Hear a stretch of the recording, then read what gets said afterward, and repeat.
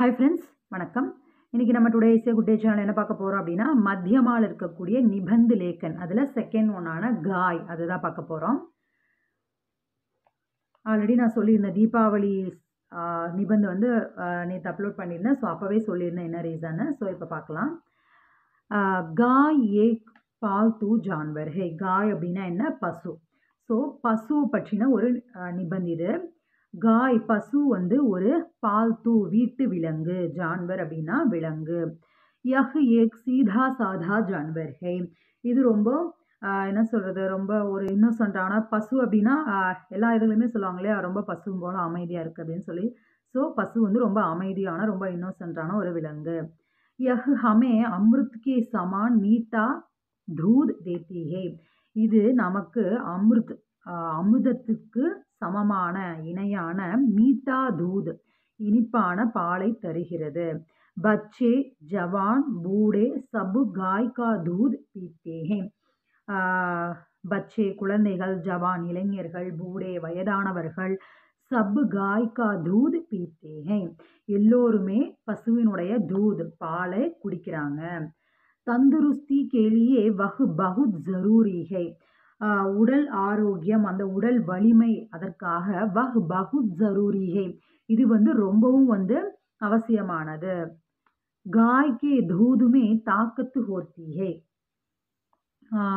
இந்த பசுவினுடைய பாலில் வந்து என்ன சொல்கிறது, ரொம்ப வந்து ஒரு சக்தி, அந்த வலிமை இருக்குது அதை நம்ம குடிக்கிறதுனால. बच्चों के लिए मां के दूध के बाद गाय का दूध जरूरी है. குழந்தைகளுக்கு மாங்கே தூது அம்மாவினுடைய அந்த பாலுக்கு பிறகு, தாய்ப்பால் இருக்கு இல்லையா, அதன் பிறகு காய் கா தூது பசுவினுடைய பால் ஜரூரி ஹே கண்டிப்பாக அவசியம். காய் கே தூது சே ஹம் தஹி பனாத்தே ஹே. பசுவினுடைய தூது அந்த பாலிலிருந்து நாம் என்ன தயாரிக்கிறோம்? தஹி, தயிர். தஹி சே மட்டா பனாத்தே ஹே. மட்டானா மோர். அப்போ அந்த தயிர்லேருந்து மோர் தயாரிக்கிறோம். அப்புறம் மக்கன் நிக்கால்தே ஹே और மக்கன் சே घी பனாத்தே ஹே. மக்கன் வெண்ணெய் வந்து எடுக்கிறோம். அப்புறம் அதிலிருந்து மக்கன் சே வெண்ணெயிலிருந்து घी நெய் வந்து தயாரிக்கிறோம். காய் கே தூது சே கई மிட்டாயியாं भी बनाते हैं. பசுவினுடைய தூது சே பாலிலிருந்து கई மிட்டாயியா நிறைய மிட்டாய்கள், சாக்லேட்ஸ் எல்லாம் பனாத்தே ஹே தயாரிக்கப்படுகிறது. காய் பகுத் உபயோகி ஜான்வர் ஹே. பசு வந்து ரொம்பவும் உபயோகி, ரொம்ப உபயோகரமான ஒரு விலங்கு. வஹு சாந்த் சுபாவுக்காக, அது ரொம்ப சாந்த சுபாவம் கொண்டது, இயற்கையாகவே அதனுடைய குணம் அப்படித்தான். ஹிந்து லோக் லக்ஷ்மி மான்கர் இஸ்கி பூஜா கர்த்தே ஹே. ஹிந்து மக்கள் வந்து இதை லக்ஷ்மி, கடவுள் லக்ஷ்மி தேவியாக நினச்சி இஸ்கி பூஜா கர்த்தே ஹே வழிபடுறாங்க. பசுவுக்கு வந்து பூஜை செய்கிறாங்க இல்லையா, கோமாதா பூஜை அந்த மாதிரிலாம் பண்ணுறோம் இல்லையா. கோமூத்ர் அவுர் கோபர் படே காம் கி சீஸே ஹே.